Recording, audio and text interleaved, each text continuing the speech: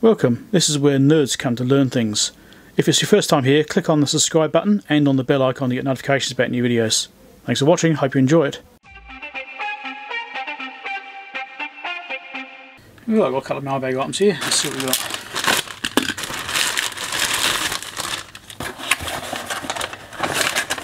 MOSFETs, apparently.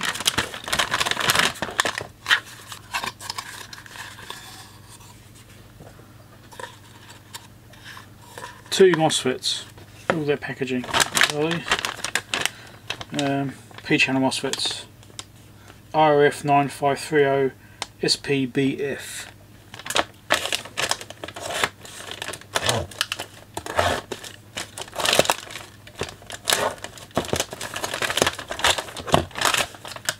Should have in there, don't know what they are. Or something. Interesting. Right. I don't know what these are for.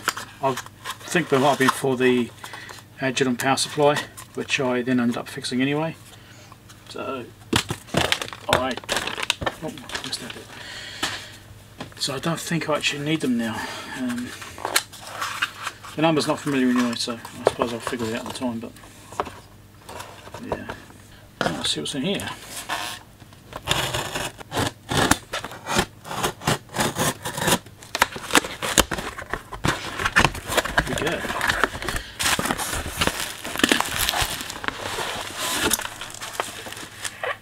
This is a MacBook of some kind. I've been buying a few recently. So I'm going to branch out from doing test gear only. Almost. Well, majority of my stuff is test gear. I'll branch out and do something a bit different. Since test gear is getting expensive to do. I still do it, but I don't think I'll be able to do it to the same intensity I was doing it previously. Purely because it's getting too expensive, really. The postage prices are getting ridiculous.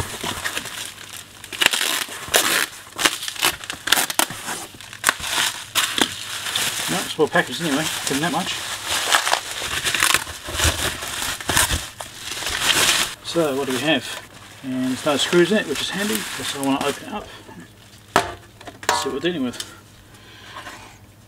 Ooh, okay, so that is liquid damaged and dusty.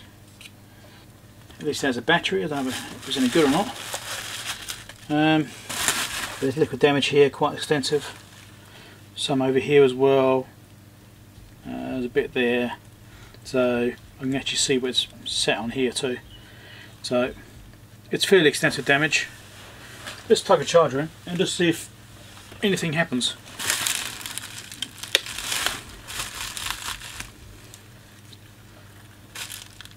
Nah, dead. Nothing there. So, pretty much what I expected. Yeah, it's a 17. So I've got two of these 17s now, and they're both dead. And they've both got liquid damage. The other one's over here. Yeah, there's the other one, which I'm currently working on too. So, cool. That's alright. At least they've got the screws in there for the casing shoved in there too, like the other one has. So it's probably come from the same place, same repair outfit. But yeah, that's some significant water damage on there. So this is a project for the future. So watch out for these MacBook repairs, I'll be doing those. I'll still do test gear repairs, obviously. It's like a passion I have. You know, I'd still want to bring test gear back from the death and, you know, try and do some. But it's getting harder to find it. So trying to find appropriate gear is becoming more and more of a struggle. As I do find gear, I will buy it and do videos on it. I'll continue to do that. But I thought I'd branch out into doing MacBooks, because, you know, why not? Who likes to have an easy life? Right, let's see what's in this bag here.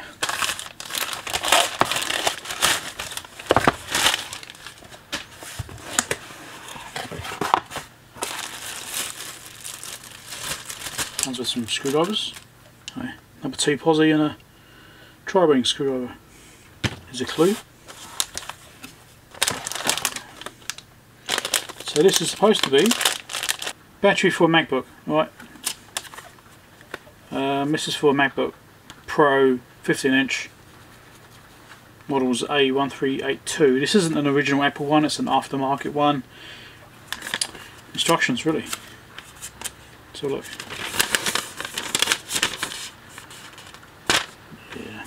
I'll read the input later on. Don't have to bore you with it. But yeah, it's just a laptop battery. This is for a MacBook Pro 15, as I said. I've been buying some MacBooks recently. My intention is to do repair videos on MacBooks. I've already repaired one completely, apart from the hard drive cable, which needs replacing. I've ordered one, I'm waiting for it to turn up. Right, so what's in this one? Obviously it's for me.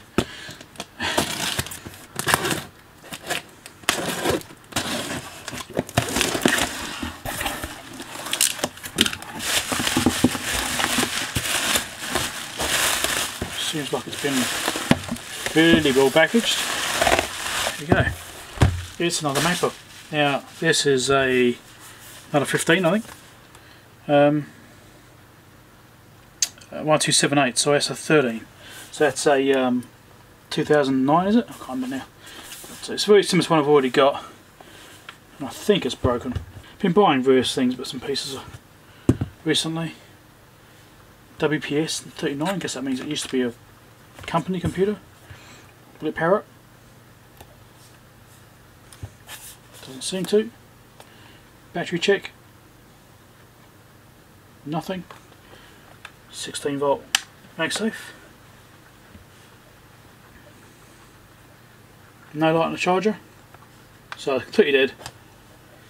So this is a repair project for future video. You'll see me working on this at some point.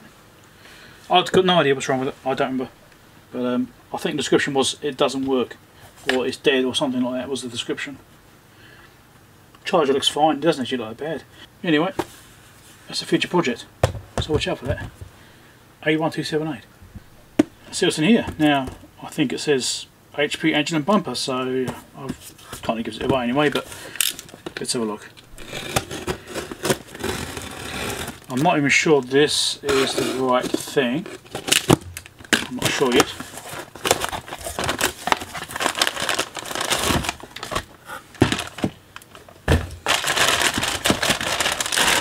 Fairly sure, but not 100% sure. Alright. Thank you from Zhongxing. Probably a reclaimed off a piece of gear or something from China. Although it kind of looks brand new.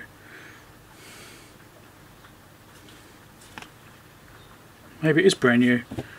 That shape, that's like a natural moulding shape where it shrinks. I think they might be brand new. That's okay. Right. So these are for my power supply. Well, hopefully, if they fit, let's just pull the thing up here and have a look. So this is the front boot. In theory, it should go on here.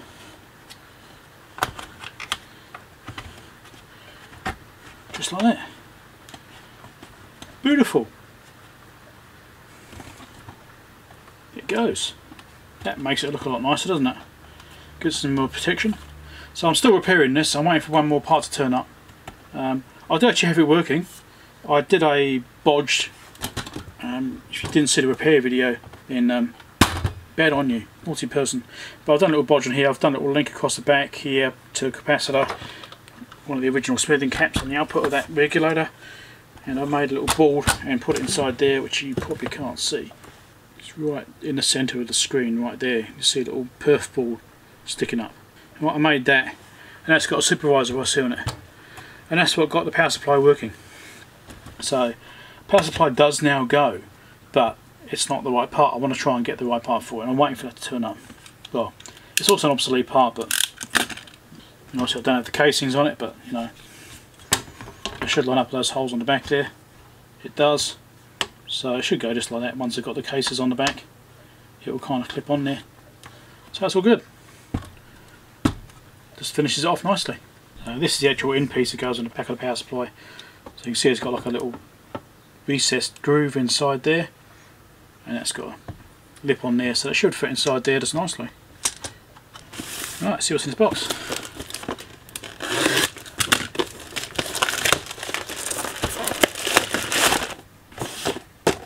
Two HDMI splitters. I think they're both exactly the same. So this is one HDMI input, two HDMI output. Now I'm hoping that this will work with my microscope. Although Dave Jones recently did post a little photo on Twitter showing that his one didn't work, although his was a different brand, but it looks very similar, so that's concerning. He's got the same microscope as me, that autofocus one. I purchased it because I saw here one and it looked pretty good, so I grabbed it. I was trying to see if it mentions anything about what it supports. It's this HDCP thing, which is a potential hiccup here. Ideally, they should support HDMI 1.3 in order to avoid some problems, but I don't know what this one does. It doesn't say. Yeah. So anyway, I've got two of those. Yeah, I will try it out and find out if it will actually work with the microscope or not, because it's got this protections built in there. Copy protection. Well, I don't really need copy protection on a microscope because I'm trying to look at the image on a screen and record what I'm doing. I think I have the copyright on that, so for someone else to say you can't do it is a bit annoying. Anyway, that's ranting. Alright, what's in this one?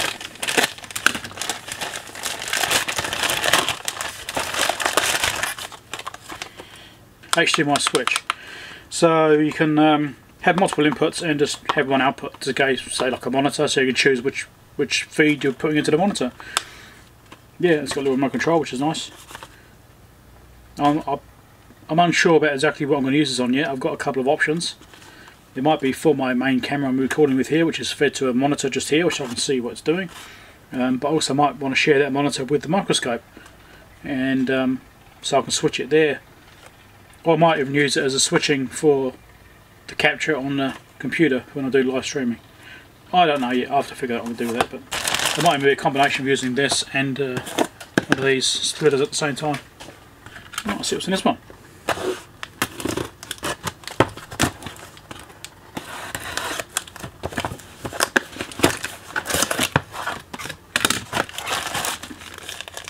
So these are non-legal cables.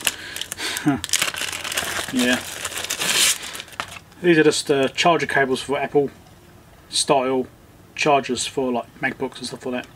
So yeah, grounding. This has got grounding, and this plugs into a charger. And the reason I say it's non-legal, the current New Zealand standard is that these pins must be plastic sleeved up to about halfway or so. There is actually a dimension, I don't know what it is, but otherwise what happens when you're pulling them out, you can reach around and touch it whilst that's still making contact, and then you get a nicey shock. Alright, so there's actually standards about these now having to have a plastic sleeve on them, so you can't touch them when they're still engaged. But anyway, it's a minor thing.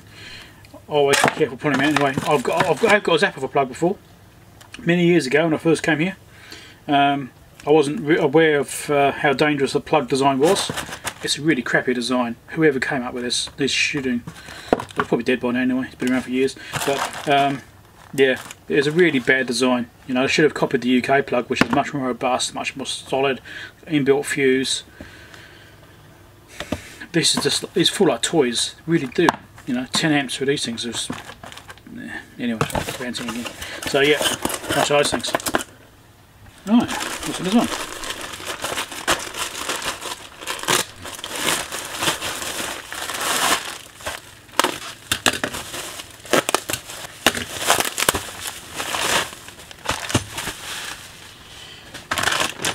Couple of IEEE cables, IEEE 488 GPIB cables. Now I've got two here. What size are they?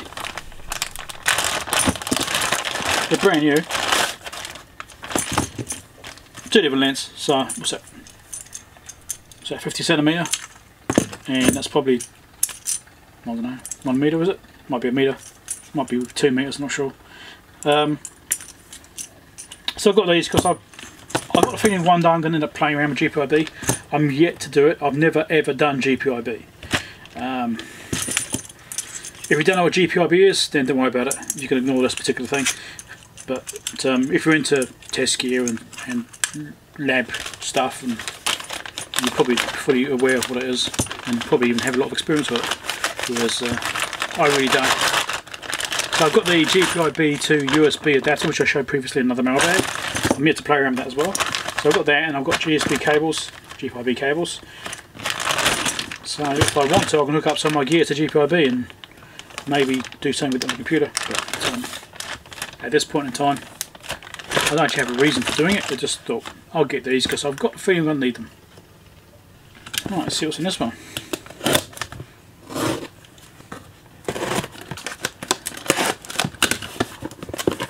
Oh, let me in.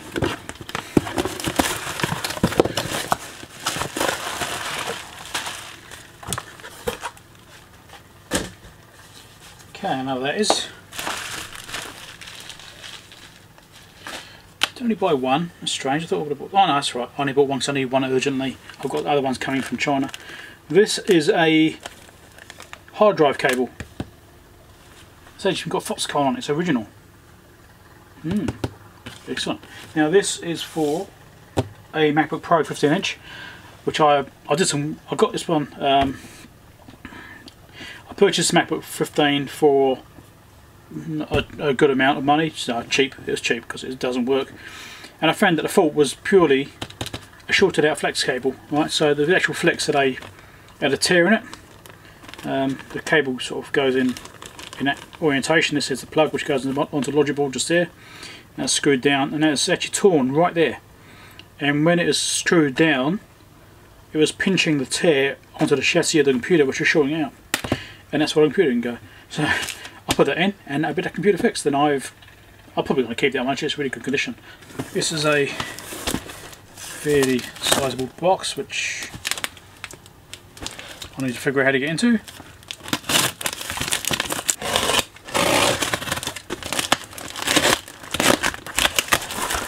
There we go.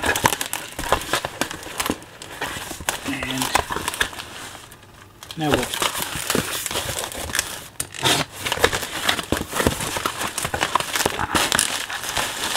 I'll get this out of the box and I'll come back. Right, we'll set the box. Now I've got to get it out of here. Carefully cutting into it.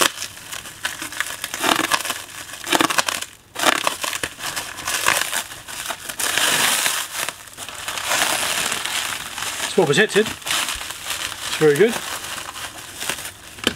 Taking some care packaging it, which is brilliant.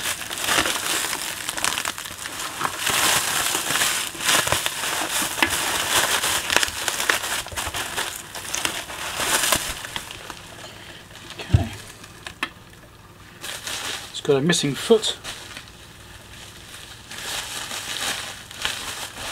Didn't notice that in the pictures. Oh, doesn't matter.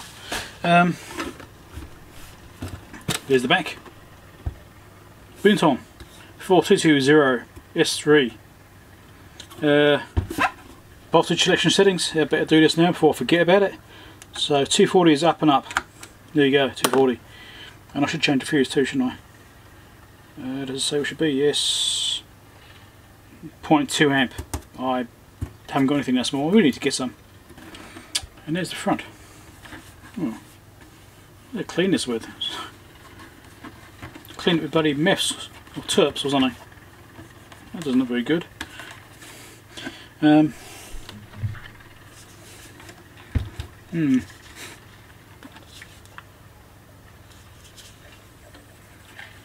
you go. Some alcohol on it, looks a little better. Anyway, it's a RF power meter. Yes. Certainly, I'm not quite sure what to put on there to clean that. Anyway, I'll have to try and polish it off. This was fairly cheap because it doesn't have a sensor with it. However, I did buy another meter. I don't know if the sensor is compatible though. I'll have to look into that. But this was, I think it was only about $80 or something like that. But again, no sensor. The sensor's the expensive part. So we'll see if I can actually make any use of it or not. I could have been a bit funny there and probably bought something that's no good to me. We'll see. There's a cable. Let's play it up. So it goes bang.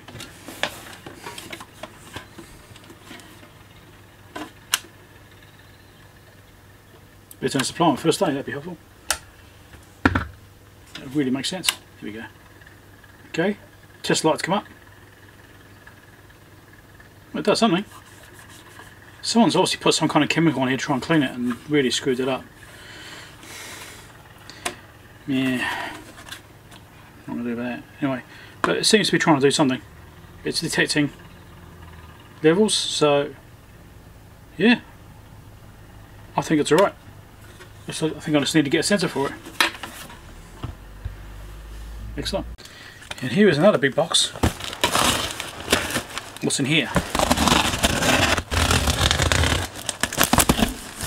Uh-oh, peanuts. This is going to make a mess. Oh, it's on top. Alright, let's try and get this out without making a massive mess. Don't fall over. Yep, sure enough. Let's get this out of here.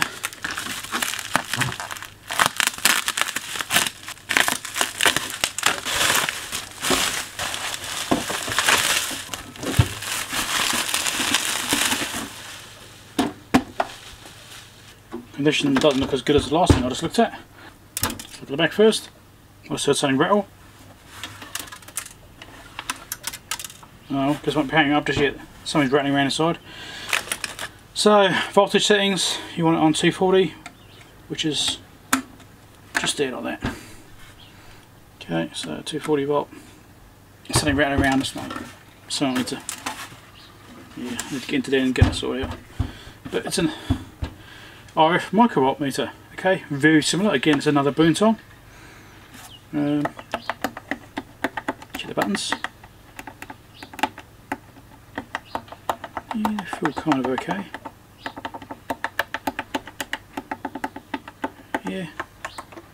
Right, so sensor fitting looks the same. Reference power 1 milliwatt, 50 megahertz. Do I just powering up? There's something rattling around inside. Should I try and open it up and find out what's in it? How do I get into this thing? I think I'll just take the top cover off actually. The bottom cover. Yeah, let's take the cover off. And I'll see if I can get the fall out where it was rattling around. Let's find out what it is before I turn it on, in case it matters.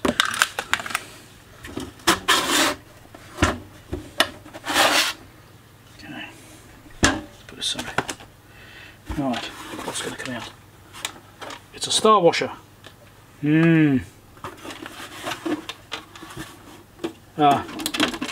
Foot missing as well. Interesting. Two Boontons, both feet missing. Is that all that's rattling around? I think so. I hope so. Question is, where did that star washer come from? Yeah, okay. Well, let's plug this into power and see if it powers up as well then.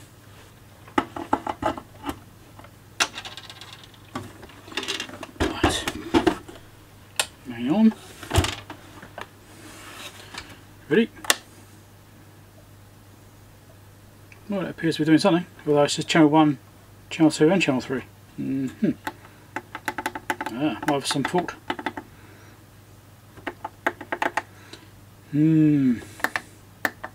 Maybe. Doing something. I don't know how to use this thing, so we have to figure it out. But if it's saying channel 1 and channel 2 at the same time,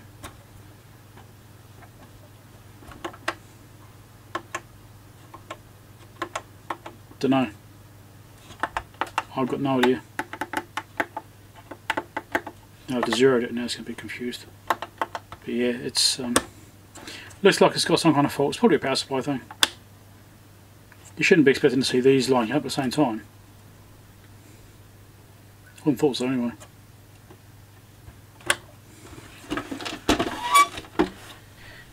So the other thing that came with it is this. This is the expensive bit. So it's an RF sensor.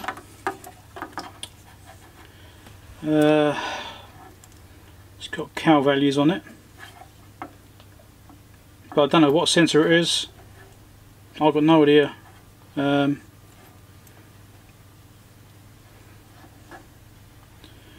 Yeah, it's got gigahertz on there and cal factor values. It's got gigahertz there as well. 11, so it looks like it's 1 gigahertz to something else. kind of pro, but yeah, I don't know. Does it work? I've got no idea. Let's plug it into the front and we'll power it up, see if it actually does anything. I don't know. It probably won't. Of course, try the other unit as well. It's a bit dirty actually. Very old. Don't think it's been looked after very well. Alright, power it up. We're doing something different.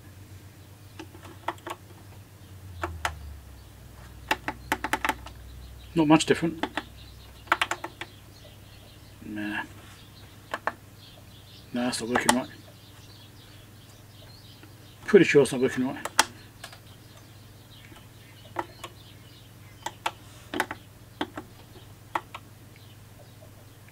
Only because of these. Everything else seems to be functioning. I mean, you can put numbers in.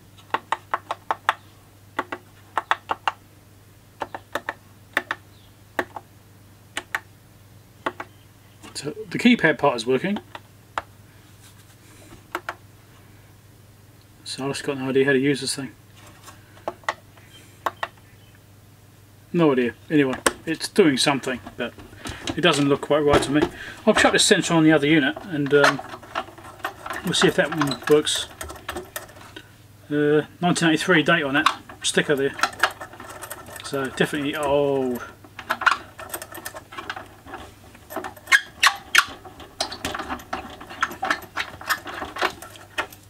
Yeah, so try the other unit and see if the sensor does anything different than the other one.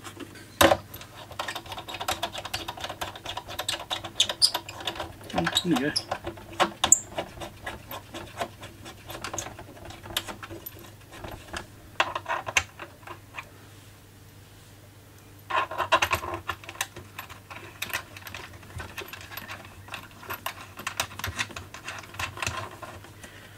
Right. Power that up. I don't know if the sensor will work on here or not. Cow.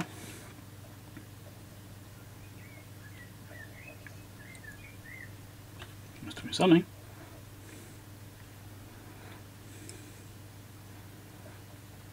This isn't something I've ever used before, so it's like completely foreign to me. I really don't know.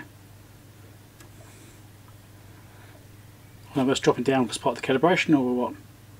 Or it's just drifting.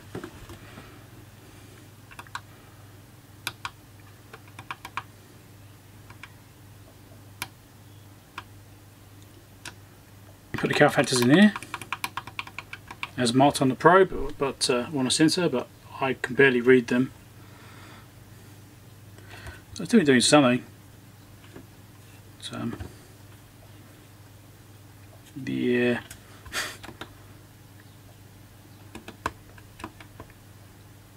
I just don't know what. I just don't know how to use this thing.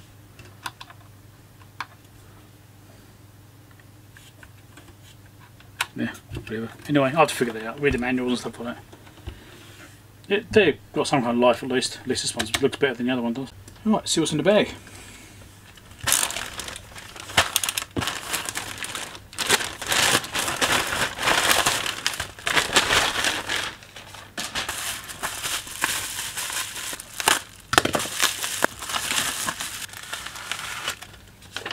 So what have arrived?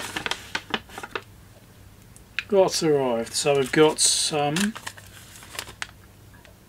caps here, some bigger caps here, and something else in there. We have supervisor ICs, which I thought I might need, but turns out no I don't. So these are like STM6823LWY6E. You got that? Sorry, 6F, not E. Supervisor ICs. I thought I might need these as an option for the Agilent power supply repair, but I managed to use a different type. I kind of went overboard buying supervisor ICs. Now I've got loads of different ones. But I hope I'll use them one day. That's number 14. There's a note on here saying they will no longer carry that item once the stock's exhausted. So that's the last of the stock that's going. So bit of a warning there. It's quite nice of them. Then we've got some 220 UF 6.3 volt caps. which would be these ones. Tantalum caps. And we have 4-volt tantalum caps as well. 10 of those. That's more like it. I think that'll fit. Okay. Also, these are much larger. I wasn't quite sure what I was going to get in there. Those are for a MacBook I've got over here. Right, so it's supposed to be a tantalum cap in there, which I've taken out. Now this particular board has an issue with graphics. Now there's a possibility, a slim possibility, that is caused by a bad tantalum cap over here. It's a known issue, and apparently it happens quite a lot, that tantalum cap can cause problems. It's only a 2.5 volt tantalum, you see, and they don't like being over voltaged, and if it gets a little spike above that, it could potentially age it quite quickly. So anyway, so it goes in right there, which is, so there's 2 pads there for that cap. I also got these larger ones here, which I was hoping I could put in because these are 6 volt, but I think they're way too big. I don't think I'm going to be able to squeeze it on that board. Very unlikely, maybe, might be able to get them in. But these ones are 4 volt caps. 220 UF 4 volt. So these are still better than what was in there, and they're much smaller. So I reckon these should fit straight on the pads actually. They should be exactly the right size, with the benefit of being high voltage. So that means that shouldn't fail again. So these caps, in case you ever need this to replay your MacBook, TMCM A0G227 MTRF. Right, that's the Vishay part number. Okay, and these are from element 14. Right, so you just do a search for 220 UF 4 volt tantalum cap, and yeah, you'll find them. But that's what it looks like I was going to use. I was hoping I could put a larger voltage in, but these are just physically too big, but that's fine. I'll use them for something else, I'm sure. Okay, let's see what's in this one.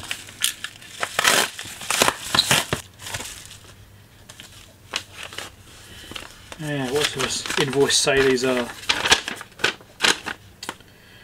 10 UF 6.3 volt caps.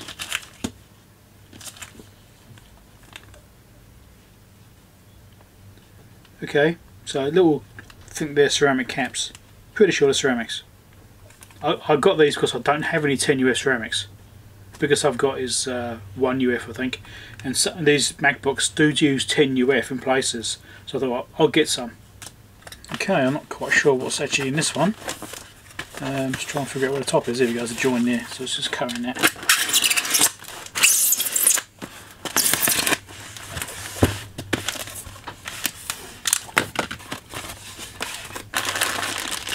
Okay. Original Apple chargers. Well, probably original Apple chargers. So you've got some New Zealand heads on them as well. 3 heads. And 3 chargers. Now I believe I've got some different types. This one here is a MagSafe 2. You can tell by the plug. Then I think I've got 2 60 watts with them. Output 16.5 to 18.5. Interesting. Oh, thunder. Don't know if you can hear that. So I think this is maybe not really an Apple charger, but someone is making a really good copy of one. Or maybe it is a universal charger, I do know, I don't know. And let's just look at this one. This one says 60 watt. So maybe this is a 60 watt charger, and maybe that's the 80 watt charger. Plus 4 heavier, and I think it's also a slightly different size. Yeah, it is slightly bigger too. So this must be an 80 watt charger. Generally the 60 watt ones are 16.5 volts and the 80 watt ones are 18.5. And the MagSafe are 20, I think. I'll put 20 volt, yeah. Right, so that's doing pretty nice. So I've got basically one of each, because I don't have many Apple chargers, and when I'm doing these MacBook repairs, I may need them to actually power those computers if I'm using them in different places, or maybe if I sell them, I may have to set them with a charger. But these have all got Apple logos on them. So, I mean, yeah. Does it actually say Apple on the bottom? It doesn't. It says Samsung. Interesting. Does this one say Apple? No. So it don't actually say Apple on the text. This one does. So maybe that's a real one. I don't know. That might all be. I don't know. But yeah. And now we've got this one. I'm not quite sure what's in this one. Well, it's actually usually the case. I usually don't know what's in the boxes, but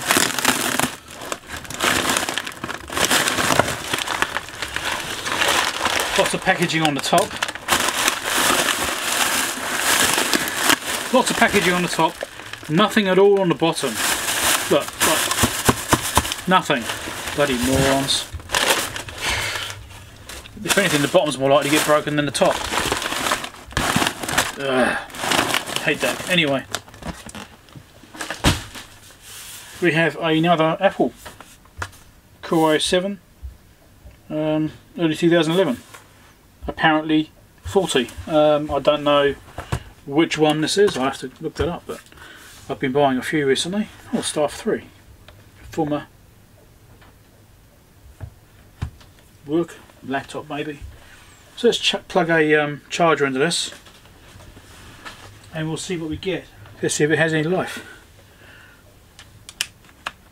Have a green light on the charger, it's always a good sign. It's starting to boot.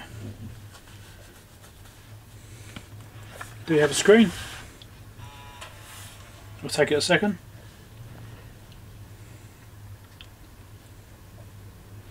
I don't remember what this one is, what the story is with it. I just don't remember. Light on the front, we have a screen. Like it's doing some kind of network boot or something then. That was interesting. Maybe some BIOS thing. We'll see. Never seen that before. But we have a screen which looks like it's working okay. At least at that point. If it goes white or disappears towards the end of the boot sequence, then I know I've got a graphics problem. If it's, because right now it's using integrated graphics, but later in the boot process it switches over to the dedicated graphics. What it can do. And if that happens, then I've got a graphics chip problem. No, it's cool. It has an account on it, it looks like. Battery is 0%. So it's at least going that far. Name and password, well, obviously I can't get into that account. That's fine. Let's try staff and 03. Shall we? No.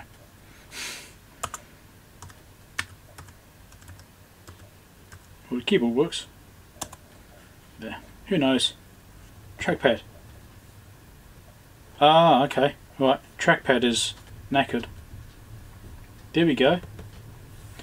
Right. So that's right. I remember what it was now. This one had a battery which swelled up.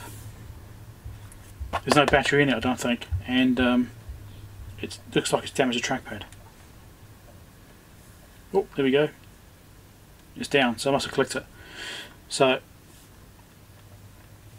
yeah, I think it's got a damaged trackpad, but that's okay, I can get new trackpads. Or it might be repair it even, we'll see.